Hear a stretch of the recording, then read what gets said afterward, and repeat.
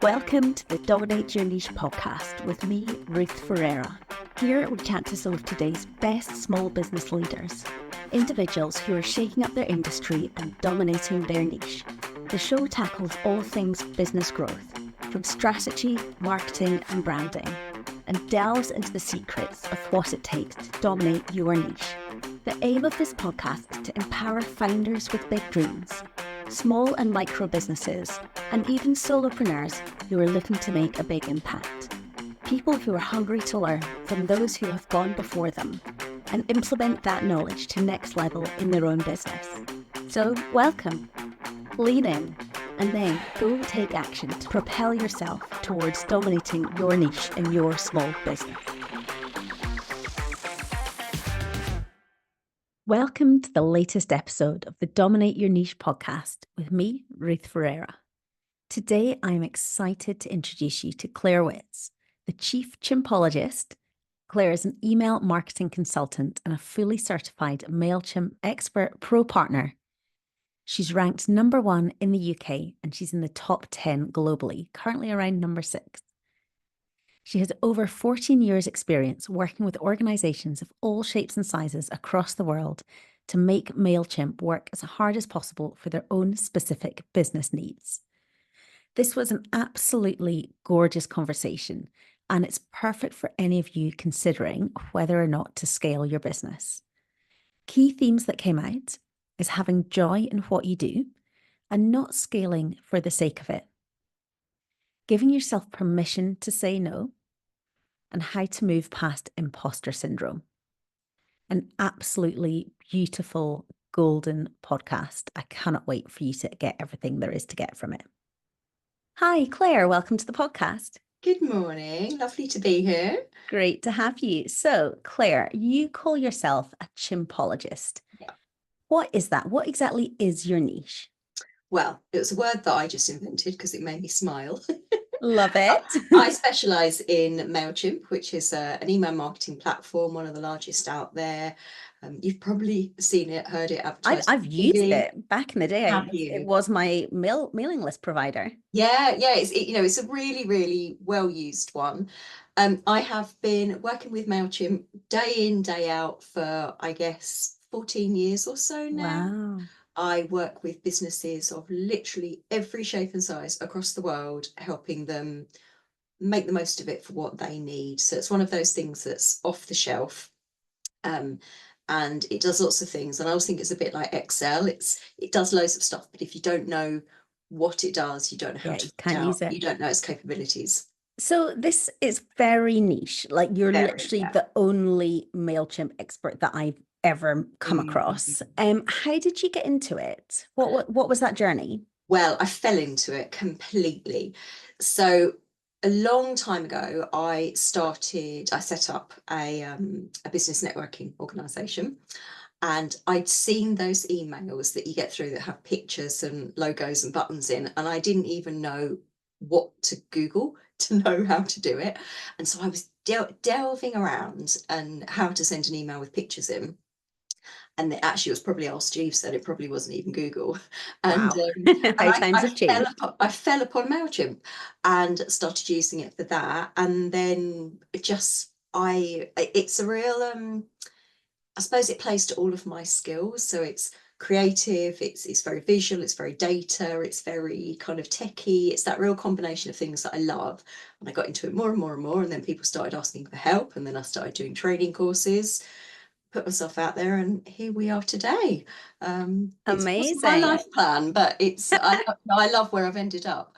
That is perfect. And yes, that is a story I hear from a lot of people on this podcast. Is it was never the intention, but they've accidentally ended up doing something that really lights them up and are very successful doing it.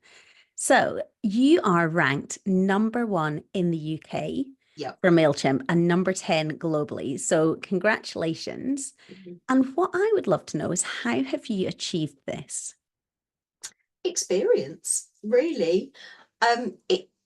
It sounds silly in hindsight, but it actually took me quite a long time after I started doing this to get in touch with MailChimp and say, look, this is what I do. Wow. Can you list me?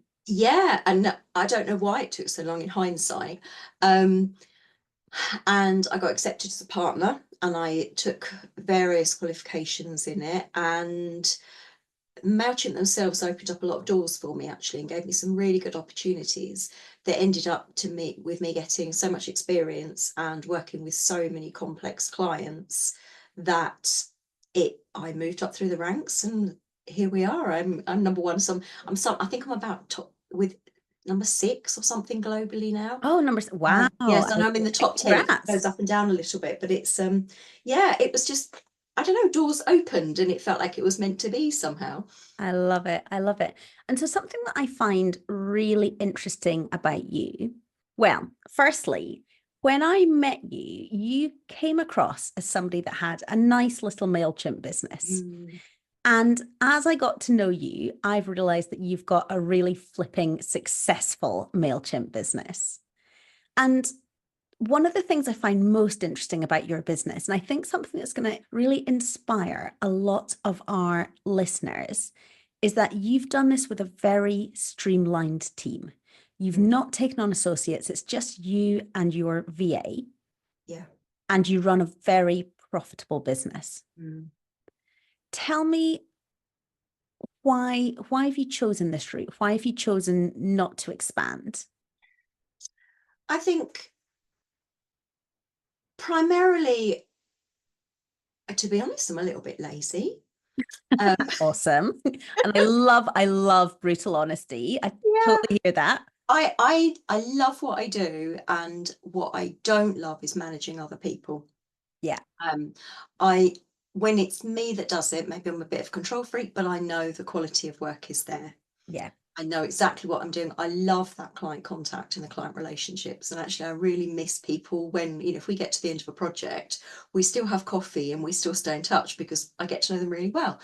Um, I think I could expand, but I then think I will lose what I love about doing it. yeah, And for me, it's, I'm of an age, I'm of a stage in life that I've got to love it. yeah, I'm probably 10, 15 years off retirement, and I don't want to grow a business that I don't love for the sake of making it larger. yeah. And it's a passion for you. And also like you do well out of this business. Mm, But there's also still potential there to grow, which is something that I personally find very yeah, exciting. yeah. But I've got to grow it in the right way. It Yeah. isn't about scaling up for me. It's about loving what I do, and and obviously earning a good income, but growth isn't the main driver for me. Yeah, beautiful. And I know that there's going to be so many of our listeners that really resonates with, because there's always all this hype about scaling and growing and, what's the next milestone? Like if you're a 5-figure business, it's a 6-figure business. If you're a 6-figure business, it's a 7-figure business. And at the end of the day, the things that are actually important are, as long as you can, feed your family, live the lifestyle that you want, it's health and it's joy in what you do. Yeah, and for me, I'm a mum, and the reason I started being self-employed in the first place was because I wanted to see my children more. So this has really been shaped around my availability as a mum. My kids are older now, so I don't need to be around, but I'm still here when my youngest gets home from school every day. And if we want a day off in the holidays, to go out and do something, we can. That is so much more important to me Yeah, than growing this business, that's to the so point where precious. I can't do that. Yeah, amazing. Okay. So, what are the key things that have made your business the success it is today? Oh, interesting question. The internet. Funnily enough, what we were talking in, I took a friend's daughter for a dog walk for her birthday the other day, and she said, "Was this what I always?" She said, "I hope you don't mind me asking, but what do you do for a job? And was that what you wanted to do when you were my age?" And I said, "The internet didn't even exist, right up when I left Ah, school. It wasn't even a wow. thing." So that certainly opened doors. I think COVID really Yeah. helped me. And I love hearing stories about COVID being beneficial, because so many people blame Mm. COVID, but actually for a chunk of people who've pivoted or tweaked or whatever, it's been a massive It was opportunity. Yeah, really transformational. I went from quite a local business, and I think some of it was me thinking of it as a local business, but also suddenly it was okay to work with people all over the world. I remember my first client in New York came My through goodness. COVID, and at the time, me being really Did it blow your mind? yeah, thinking I can't believe like somebody all the way over there. Is I'm their best option. Me and my little kind of home office in Tunbridge Wells and Kent, but partly that, but it I don't know, it just opened the door, and suddenly I saw it as a global Mm. business, And and now they're literally everybody's everywhere. I love it. And what I'm hearing, and I'm wondering if this is what you're saying, is you gave yourself permission at that stage to Very to possibly. be a global Mm. business and to step up. Yeah, I think possibly. I think I again, I'm not sure it was a conscious thing. I don't think any of my decisions are conscious, but it something definitely changed over that period, and it definitely upped to scale. And I, before then, not even talking on video calls was not something that was comfortable. And Zoom definitely transformed it as well. That is, I hate phone calls now. This is the way Yeah. to Yeah. If communicate. someone Zoom. says, I'm going to give you a call, I'm like, oh Like, God, oh, you have I to. don't want you to have my mobile number, just let Zoom. And so that I think a combination, so yeah, probably COVID and Zoom which seem fairly inconsequential things, but they have really, really changed everything. Amazing. I love that. So I think you said, did you say you're 15 years into this? Yeah, 14, yeah. 14 years Yeah. in. What is the one thing you wish you'd known before embarking on your business journey? Oh my goodness me. That it's okay to say no. Um, Powerful. and to certainly in the early days, I would work with anybody that wanted my help. And I worked with am I allowed to swear on this? Yes. Some absolute pains in the arse. Really, really difficult people on a few occasions, but I kept going, and poor husband's ear was well and truly bent because some people were just vile. And now I just don't work with people that I don't want to work with. I love that. And I I work love with that. people and actually going back to swearing, one of Can we my swear a bit better? Because arse doesn't really cut it in my okay, all world. right, okay, yeah, I was expecting okay. asshole, or Oh well, oh I'm yeah, not even well, sure yeah, that's a I swear can up word. it if you want me to. But it's actually one of my litmus tests when I have a new business meeting. If they swear in the call, I think we are going to get on brilliantly. And we always do. It's working with people and being really choosy who I work with. I love I that. didn't do that to start with, and that's definitely come with kind of time and experience and Mm. confidence in it. Yeah, confidence, I think, is a big one. And for the listeners, I think that's a really key thing, is there's always a point in your business where you don't want to say no.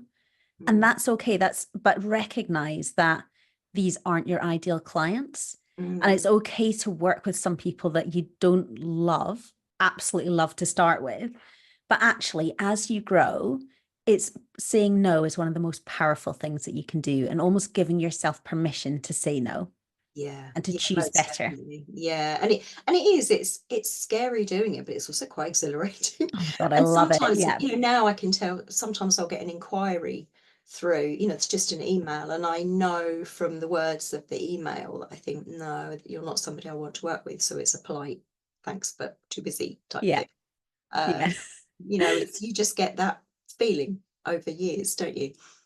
Yeah, 100%. I actually had a very powerful no moment a couple of months ago.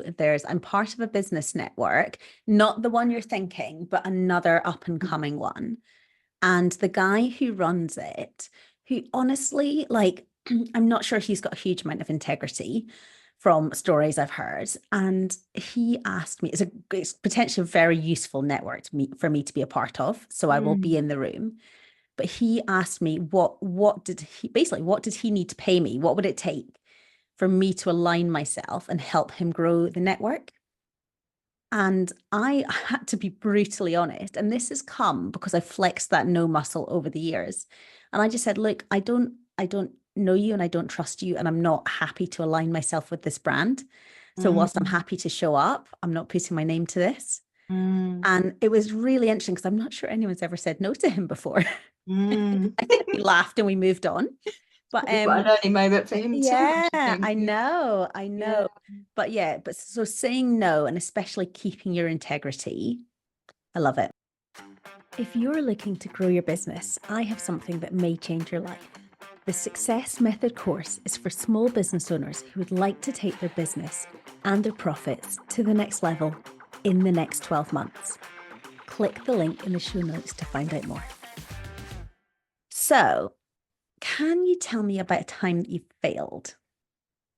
Oh, crikey, there's probably been loads of them. Interestingly, I had, in all the years of doing this, I was sacked by a client for the first time this year. Wow, how was that? Well, my ego was a little bit bruised, I can imagine. but I also felt quite a sense of relief. Yeah. And it was somebody who I liked as a person, but the communication style had become a bit challenging, quite mixed messaging, I think she was very erratic in the way she worked. And actually Not a good fit. no, and initially I thought it would be. So this whole thing of saying no if it's not the right person, actually initially I really thought it would be good. And is there any part of you that wishes you'd had a conversation like this isn't working earlier? Yeah, Hindsight's a beautiful thing, isn't it? yeah, I think so. It had been very I like projects that have got a lot of momentum to them. I really enjoy momentum, and she'd been very clear from the outset that she wanted to take things very slowly, which I'd kind of, allowed for and scheduled in and everything. But ironically, the reason she gave when she said she didn't want to work with me anymore was she said she wanted everything to be faster, having said Wow. that she wanted everything to be really slow and gentle. It's a contradiction. Yeah, and I thought, actually it's fine. And out of morbid fascination, I've just kind of kept an eye on what's going on, because you have Because to. we do, don't we? Yeah, There's almost that completely. internal self-sabotage that will just keep Yeah, bringing us back to. but I've been really pleased about it because absolutely nothing has happened.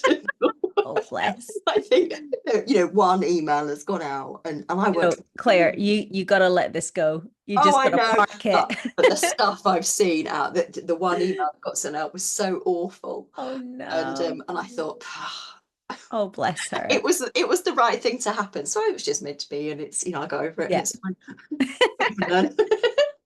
So, similar question from a different angle. Over the 14 years running your business, what's been your biggest learning? That I used to have terrible imposter syndrome, really bad imposter syndrome. And I always used to think other people in my industry knew more than me. And, somehow, I was just like pretending at all of this. And I have come to realize very much that is not the case. Yeah. We have a Slack group for all of the other MailChimp partners, the kind of the more senior ones, more experienced ones. And I used to go on that and just come off thinking, oh, I know nothing. And actually I've realised I do know a lot, but also that we have quite different skill sets. And actually now we work together, some of us. So I know if there's something somebody knows a lot more about than me, then I will ask them to get involved in a project, and that's fine, and vice versa. Yeah. So And that's actually been quite liberating. knowing your strengths Yeah. and having access to the people. So not necessarily an employed team, but strong relationships that you can collaborate with others who complement your weaknesses when you need to. Yeah, completely. And their skill sets are so different. I come at things at a very, very different way, and probably more, I suppose, strategic and creatively, whereas other people, I work with somebody who does coding, because I don't do coding, and somebody who does lots of kind of API connections, and I don't know how to do that. I don't want to know how to do that. I don't even know what an API is. So it's like a bridge. It's like a bridge between two things, basically. But I don't need to know everything. That's fine. And it's okay for me to say to a client, once upon a time, I'd have thought, oh, I can't let them know that I don't know everything. But now I say, actually, I don't know about that, but I want to involve X person who will fill that gap. And I love it. It's always fine. Nobody minds. So that's been a real kind of learning curve for me. Amazing. So final question. If you could go back 20 years and have a coffee with your younger self, what would you tell her? Oh, doesn't need to be business. I'm just trying to think, what was I even doing 20 years ago? Oh, I had babies. Oh my God. I think, my goodness, tell me the advice to the mum then. Yeah. There's parents listening to this. It's okay to take things at your own pace and do things in your own way. Beautiful. I think, shape a business around, well, like what I did, I shaped a business around my kids and my availability. And that was the right decision, actually. Honestly, leaving a job was the best thing I ever did. The best decision I've ever made in my life. Amazing. And actually, as somebody with fairly young kids, thank you. I will take that. I appreciate the advice. So, Claire, thank you so much. It's always a pleasure to chat, but especially on the podcast. For our listeners looking to connect with you, where is the best place to do that? LinkedIn. Yep. Claire Witz. Or my website. Actually, my sister-in-law is also called Claire Witz, just to use everything. So you might find her instead. But it's LinkedIn or my website, which is in perfect. And to keep it very simple, the link to your LinkedIn will be in the show notes. Yeah. Amazing. Claire, thank you so much. Hugely appreciate you coming on here. It's my pleasure. Thank you. Thank you for inviting me. I really enjoyed it. Thank you for listening today. If you like what you hear, please hit subscribe and leave us a review. Even better, come connect with me, Ruth Ferreira, on LinkedIn and Instagram. I'd love to get to know you.